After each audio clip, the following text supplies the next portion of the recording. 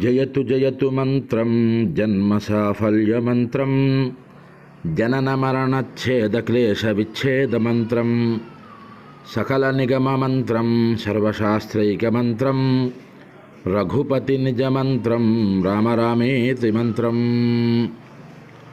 మానవాళికి సమస్త జయములు కలగాలి అంటే రామనామాన్ని స్మరించాలి.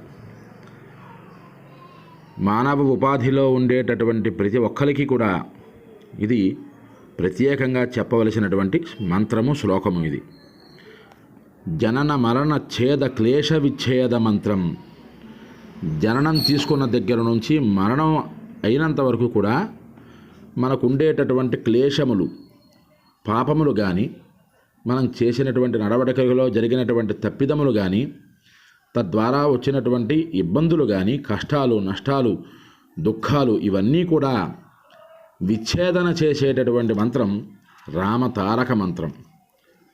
ఏ మానవుడైతే రాముణ్ణి స్మరిస్తాడో, రాముణ్ణి ఆరాధ్య దైవంగా భావిస్తాడో, ఏ మానవుడు రాముడు నడిచినటువంటి ధర్మ మార్గం గుండా నడుచుకుంటాడో అటువంటి మానవుడికి సీతారాములు వారు వెన్నంట ఉండి నడిపిస్తారు.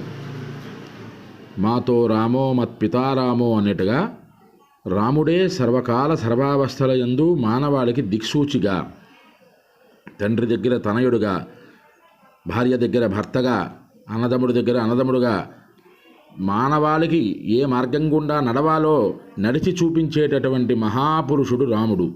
రామో విగ్రహవాన్ ధర్మ. ధర్మమూర్తి అయినటువంటి రాముణ్ణి స్మరించండి, ఆరాధించండి, జీవితంలో రాముడిలాగా నడుచుకోండి. హరి ఓం స్వస్తి.